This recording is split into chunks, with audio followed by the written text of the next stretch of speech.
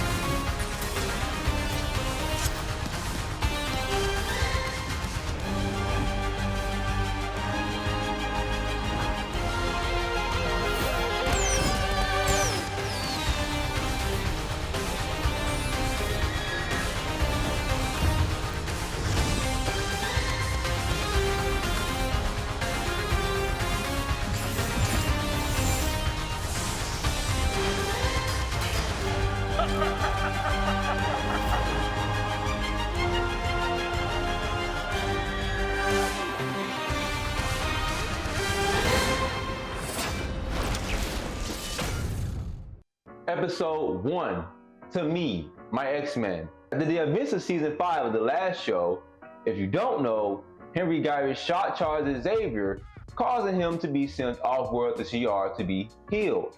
Back to the present, Professor Xavier is presumed dead by the public.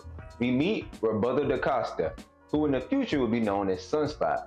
He is captured by the Friends of Humanity organization but doesn't reveal his powers because of fear of letting his parents find out. The X-Men arrived in style, great one-liners, and kicking ass while doing it. How'd scum like you get your hands on Sentinel technology? What, you freak shows think we wouldn't find a way to evolve too?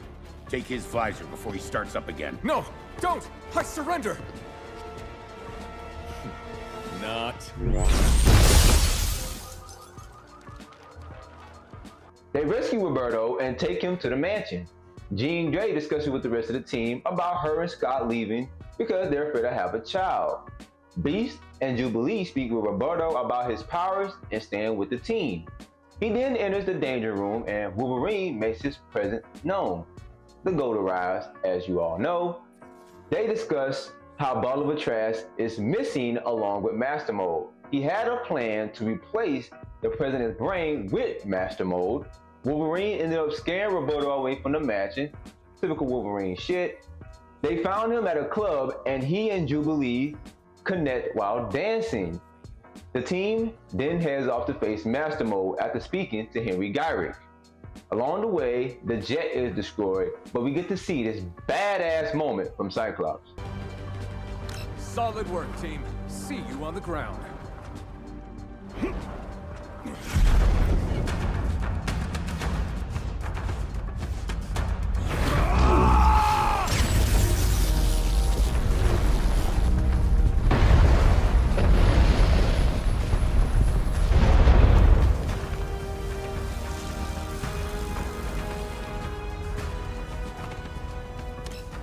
To me, my X-Men.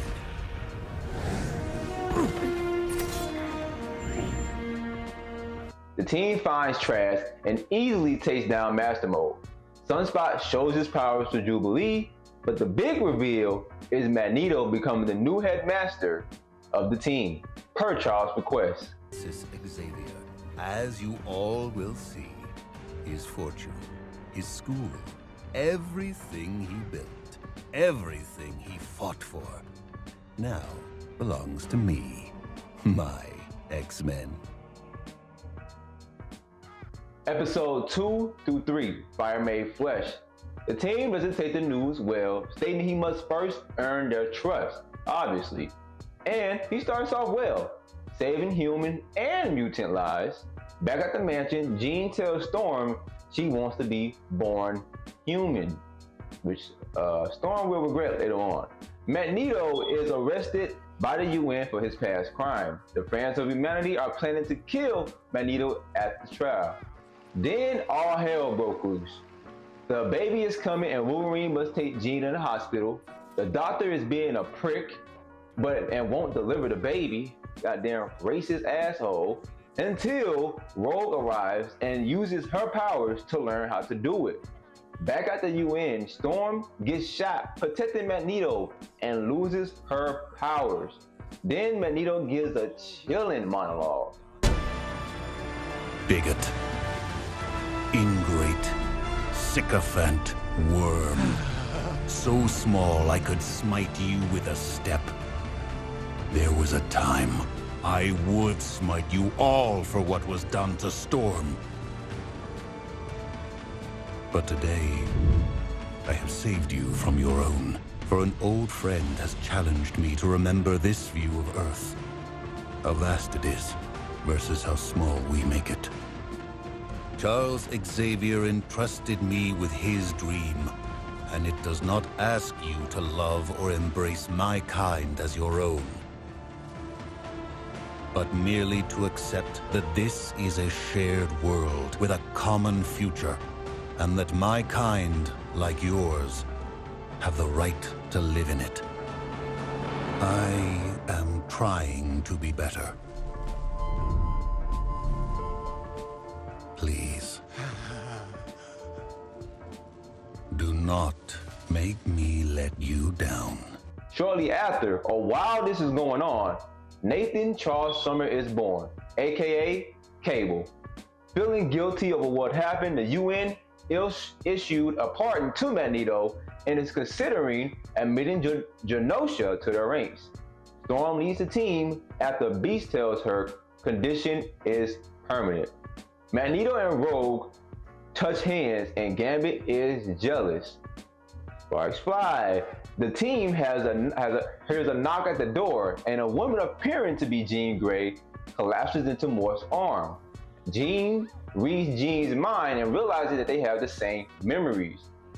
Beast uses gamma rays to determine that the real Jean is in the bed unconscious. Yeah, Mr. Sinister cloned Jean Grey, but no one knows when. Like seriously, no one knows when she was cloned. Fake Jean has a fit, turns evil, and attacks the team. The real Jean stops the scary illusions and immediately returns to being unconscious. What the hell she was, right? Magneto leads most of the team to battle Sinister. Sinister has fake Jean under his control and wants to experiment on Nathan. Logan helps Jean remember herself and she battles the Goblin Queen, which is what the fake Jean named herself. The Goblin Queen then breaks free of Sinister's control. Nathan gained a technovirus from Sinister's experiment. Bishop will take Nathan into the future to be cured. Fake Jean is now named Madeline Pryor. I think that's much better than Goblin Queen, do you think? Storm meets Forge, who says he can get her powers back. Episode 4, Motendo / Life Death Part 1. Jubilee turns 18 and she wants to hang out with the team. Who doesn't? But Magneto is against it and turns her down. Typical granddad shit. While talking to Roberto, a Motendo appears out of nowhere and Jubilee and Sunspot get pulled into a video game. Not just any video game, but a game where she gets to relive her past moments. Mojo arrives and is malnourished from low ratings. She meets a copy of herself that hijacks the system and comes in clutch every time. Like for example, in the battle against Magneto, Roberto was pretty much basically dying, and she gives him an extra health. Yeah, it doesn't make sense, but it makes sense, okay?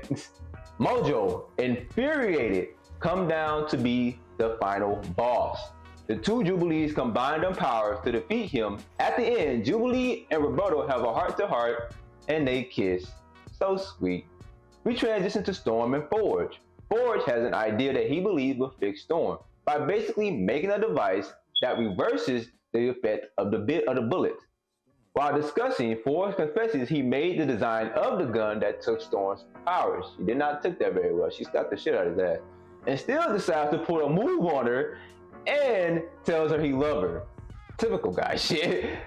After a demon named the Adversary attacks Storm and bites Forge, and this is how the end of Life Death Part 1 ends. It is basically Storm's arc in this season. Episode 5, Remember It. This is the best episode of X-Men past or present because of the stakes and emotional weight that the episode holds. It begins with Trish Tilby interviewing the X-Men. Today's the day that Genosha will be admitted to the UN, so everyone's excited. Rogue, Gambit, and Magneto head to Genosha to celebrate the occasion. Soon as they leave, the Blackbird, Madeline Pryor, remember her, is there and works for the council. Kirk Radner, aka Nightcrawler, gives Gambit and Rogue a tour of Genosha. Back at the mansion, Jean kisses Logan, and Logan dismisses it like a real gentleman, saying, "Hey, you and Cyclops are supposed to be together, not me and you." Cyclops storms out the interview with Chish, and Genosha, the council, wants to make Magneto their leader, and Magneto will only accept if Rose is by his side. Cyclops cheats psychically on Jean with Madeline, and she is clearly upset. Out of nowhere, Jean gets mind sniped. Rogue confesses her past to Gambit, which is basically she tells him how her and Magneto met and how he can touch her because of his electromagnetic powers, can stop her, and Gambit didn't take that shit very well. He just said, "Hey, we can be friends, okay? We can just be friends." During the ceremony, Rogue and Magneto danced together, and Gambit was obviously a bit irked. He was a bit irked, okay? Madeline now gets mind sniped, and Cable arrives to try and save his mom from the coming danger. Genosha gets attacked, and a massacre starts. The X-Men battle the Sentinels. Magneto... Hab keine Angst.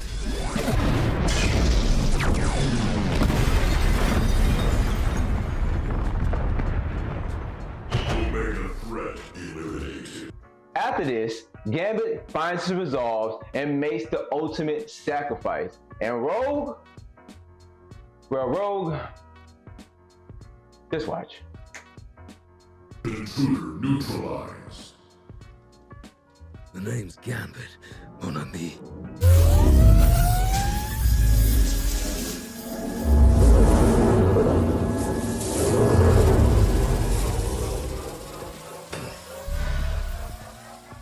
Remember it.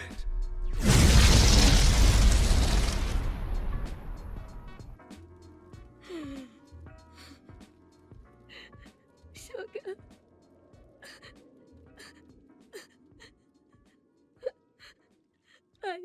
I can't feel you. Episode 6, Life Death Part 2.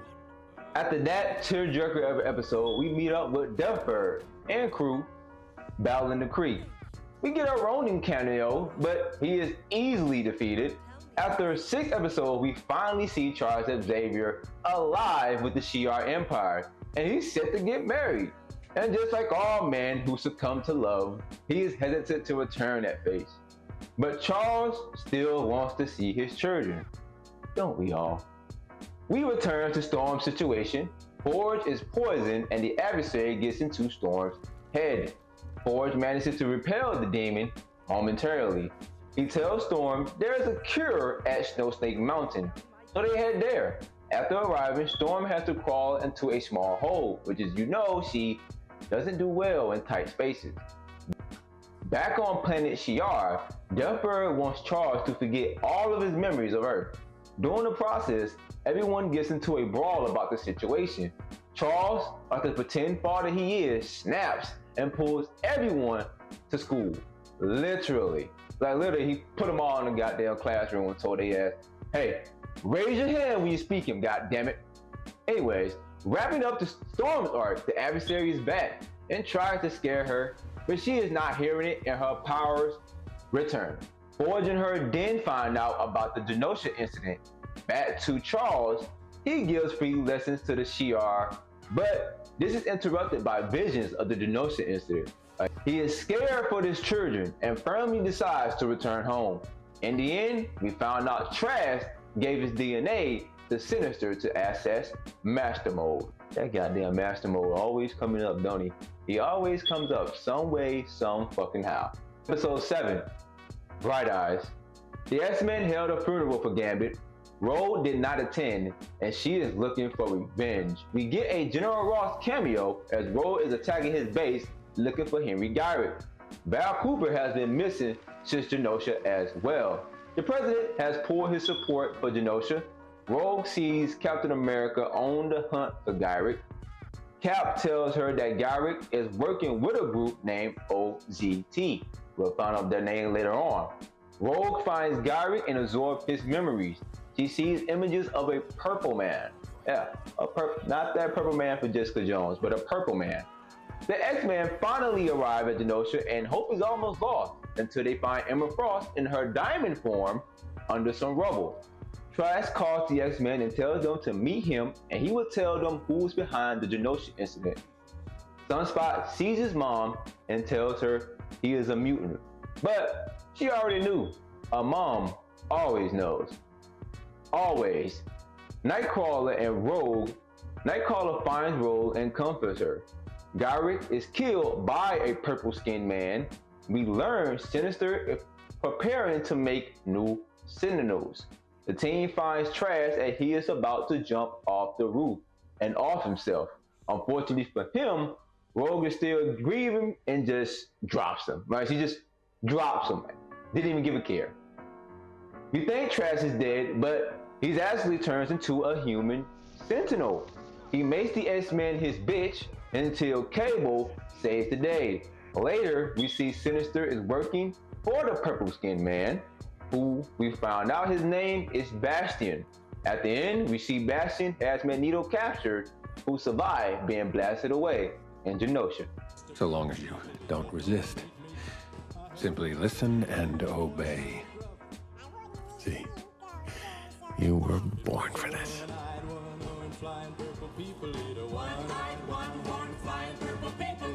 Episode 8 through 10, Tolerance Distinction, Part 1 through 3. The team finds out the Genosha incident is a set point in time, meaning it has to happen regardless of what happens in history. Genosha incident will always happen. We learn about Bastion's backstory. Nimrod uploaded his DNA into a human man who fell in love with a woman, and through the process of baby making, Sebastian was born. The world now knows Xavier is alive, and they are not happy about it. Let me tell you, they are not. Nightcrawler has a heart-to-heart with Jean. He is basically the Captain America of therapy speeches.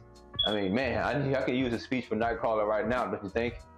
Jean, Cable, and Cyclops visit Bastion's childhood home. They learn he is a descendant of every Sentinel that was ever created. Bastion speaks with famous villains from across Marvel, such as Doctor Doom and Zemo, for example. We found OZT stands for Operation Zero Tolerance. I told you we'll find out what that means. Bastion's plans is to make human Sentinels that will compete with mutants, stating tolerance of mutants paves the way to human extinction. Back at Bastion's house, his mom turns into a Sentinel and attacks the X-Men. Trish Tilby turns into a Sentinel and attacks Beast, which kind of caught me off guard. All the human Sentinels have been activated, and we found out that they can regenerate. We see a Summers family team up, and the X-Mansion gets destroyed. Val Cooper set Magneto free, and he... But the scariest thing about Genosha wasn't the death or the chaos. It was a thought. The only sane thought you can have when being chased by giant robots that were built to crush you. Magneto was right. Enough.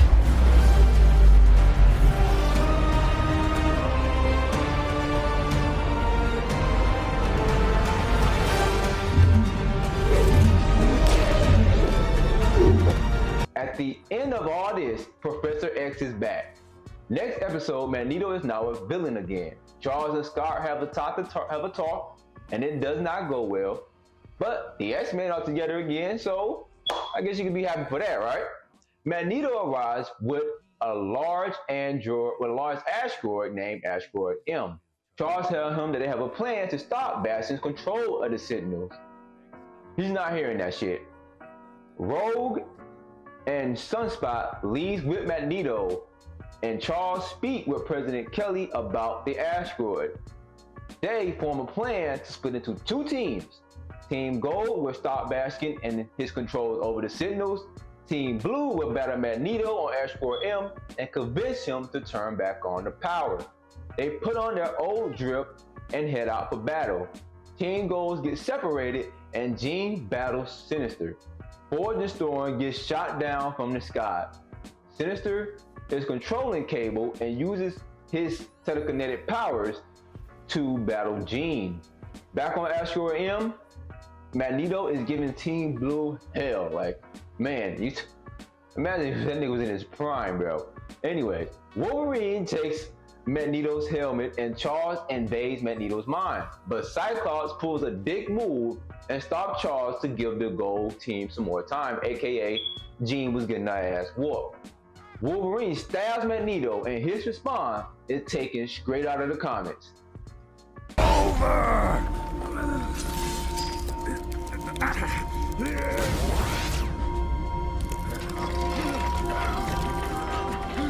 No! Magnus! For the love of God, don't do this!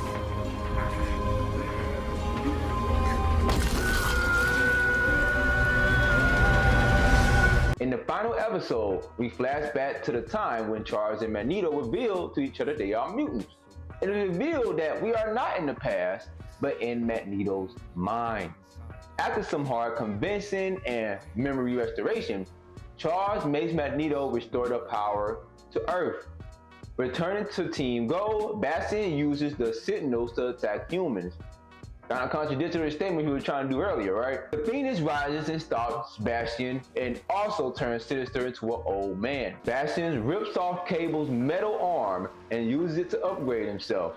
He is now headed to Asteroid M and plans to toss it towards, kind of like a last desperation move for him. Magneto has lost his memory, so he and Charles can't leave his mind.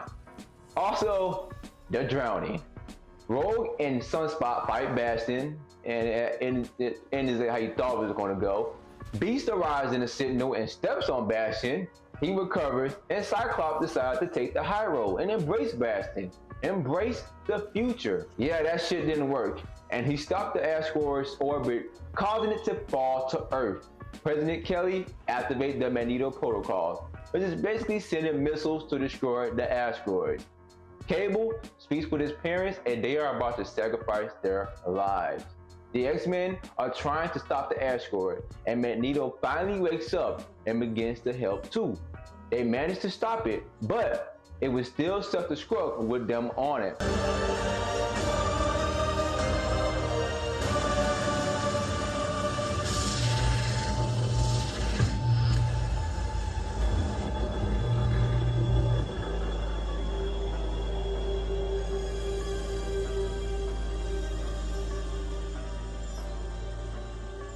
Or, so we thought. 6 months have passed. Bishop meets Forge and said someone yanked the X-Men through time. We actually get to see when or where they end up, however you want to put it. In Egypt, 3000 BC, Rogue, Nightcrawler, Magneto, Charles, and Beast. In the future, year 3960, Cyclops and Jean are together. Cyclops and Jean meet Mother Ascani and young Cable. The group in Egypt meet in Sabah Nur, aka Apocalypse. And that's how we end X-Men 97, Season 1. My thoughts? Well, probably one of the best Marvel shows, period. Animation, live action, period. I mean, I'm glad they revived this series because, man, it's so many stories they can go through. Even though they are going through the Apocalypse storyline, I like how they're going through it in a different way in Season 2. So I'm so excited for Season 2. I mean, do I really have to rate this, guys? Do I really have to rate this? You already know it's gonna be 5 out of 5 stars. You can watch the first episode of Season 2 starting July the 1st. What was your favorite moment from Season 1? And what are you excited to see in Season 2? Let me know in the comment section, please. As always, I'm Frederick Perry, and this smoke session is over.